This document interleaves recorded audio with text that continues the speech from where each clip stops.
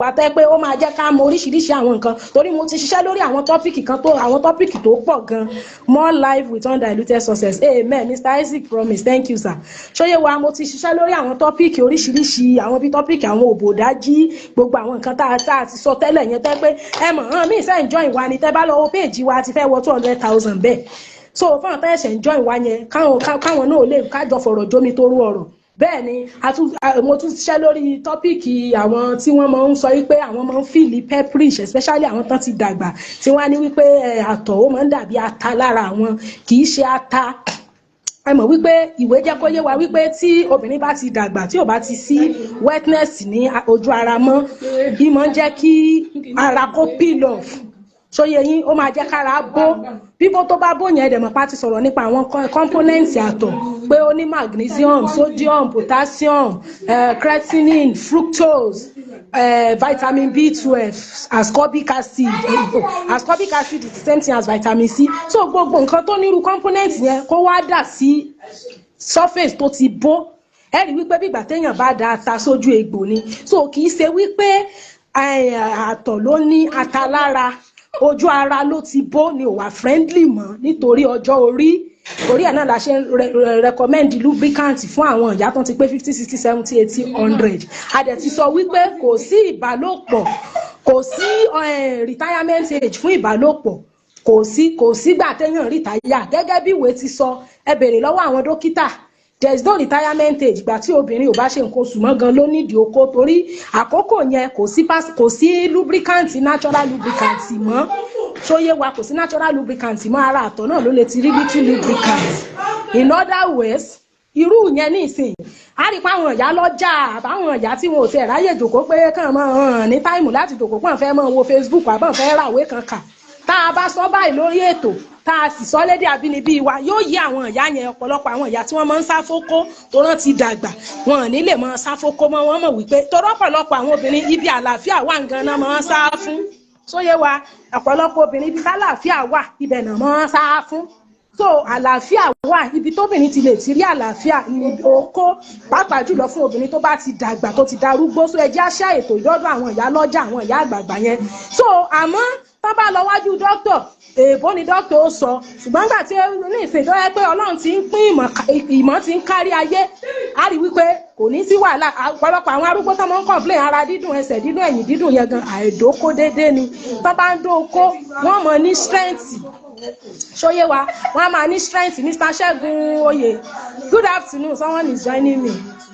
Ṣóyè wa so gbogbo ẹ̀ la máa ṣàlàyé nídìí wàhálà nídìí ká mọ disturb ara wa àlàyé ni a sì rí pé táwọn gan bá tún lọ rèé kà fúnra wa á rí wípé bá a ṣe sọ nǹkan ló ṣe rí. So gbogbo àwọn tí nǹkan oṣù wọn náà déédéé dáwọ́ dúró lójijì ẹlòmíà lóun wà ní age of 40 age of 42 òun ò rí nǹkan oṣù òun mọ́ àìdókó déédéé náà ni. Ṣóyè wa tóbìnrin bá ń dóko yóò mọ rí nǹkan oṣù rẹ̀ lóòrèkóòrè kò ní sáré wọ menopause ọ̀sán gangan. A sì ti jẹ́ kó yé wa wípé ọ̀rọ̀ dídó àwọn tán ti gbéyàwó ló wà fún.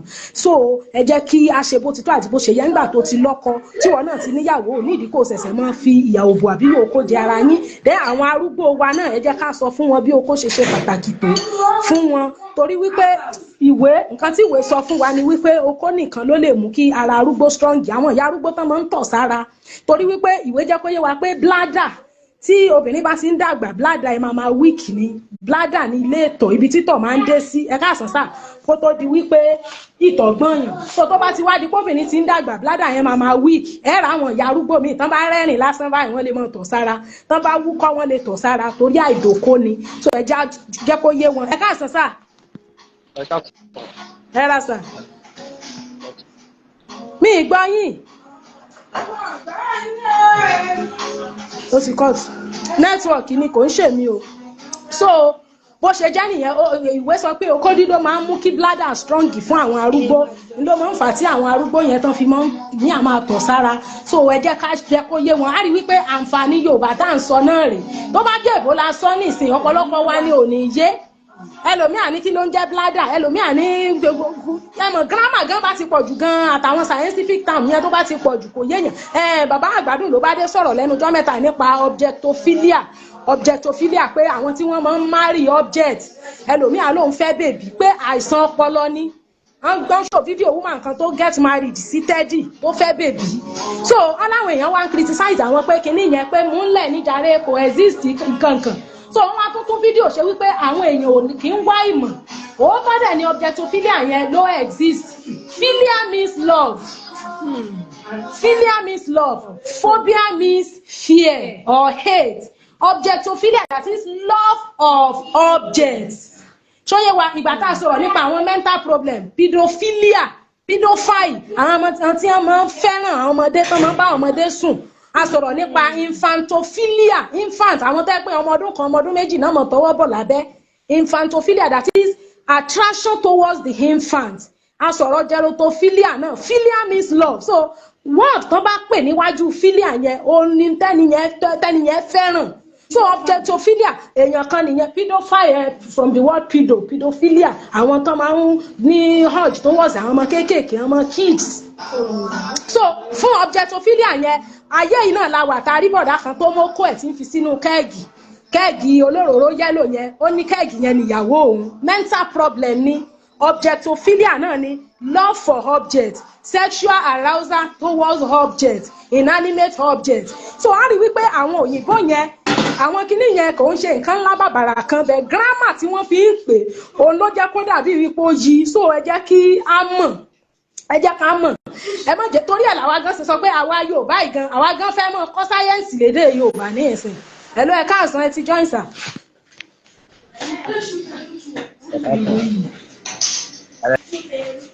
ẹkú bẹ́ẹ̀dì àná o.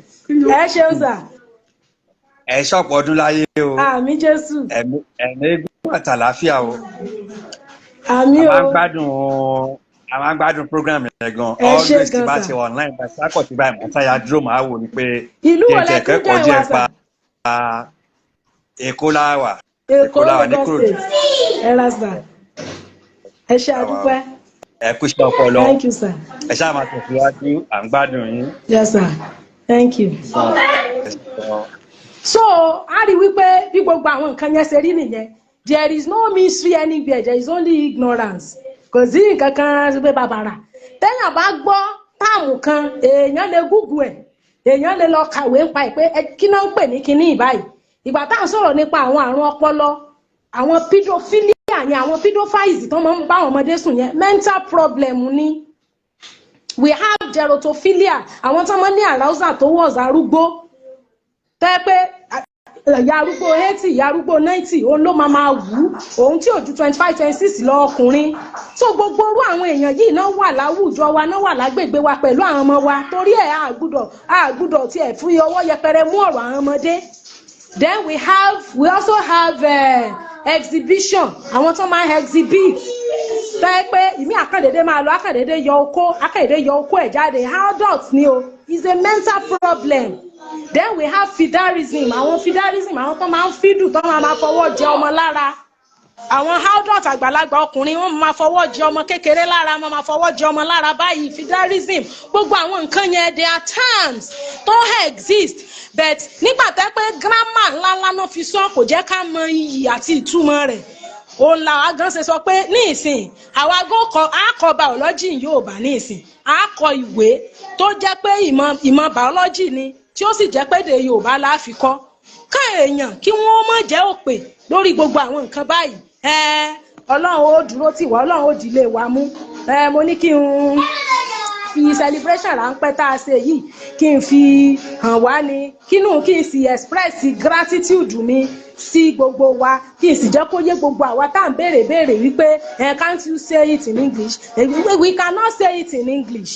Yorùbá ni dialect page ní page wa a mọ̀mọ́ create ẹ̀ in fact bóyá a sì máa change page name wa gan sí Yorùbá ni mí page ṣóyé wa so that gbogbo àwọn terms tá a bá ti ń rí bẹ́ẹ̀ yẹn a mọ̀ ṣe kí ni a mọ̀ wá analyze ẹ̀ then gbogbo àwọn ìyàwó ilé tí wọ́n ń gbóbò pamọ́ náà àwọn náà fi mọ̀ wípé ìgbèyàn bá ń ṣe rẹ̀ ni gbogbo àwọn sisi náà tí wọn ò tí ì lọ́kọ àwọn náà ó dúró nígbà bá márì wọ́n bẹ̀rẹ̀ sí í resume ìrìn àjò ìbálòpọ̀ then gbogbo àwọn ọkùnrin tí wọ́n fẹ́ yàwó náà tí wọ́n mọ gbókó pamọ́ tán ní súnmọ́ yàwó wọ́n mọ kọ́ sí damage sínú ara ìyàwó kálukú lè mọ adjust wọ́n lè mọ ṣe àtúnṣe bẹ́ẹ̀ ni so Yorùbá la mọ̀ sọ a sì máa create Yorùbá ní mi page Yorùbá ni mí page a máa create ẹ̀ torí nílẹ̀ Yorùbá jẹ́ ilẹ̀ tó ṣe wípé ilẹ̀ àlùbáríkà ilẹ̀ àlùbáríkà tí Ọlọ́run yọ́nú sí nílẹ̀ Yorùbá ẹ káàsán sà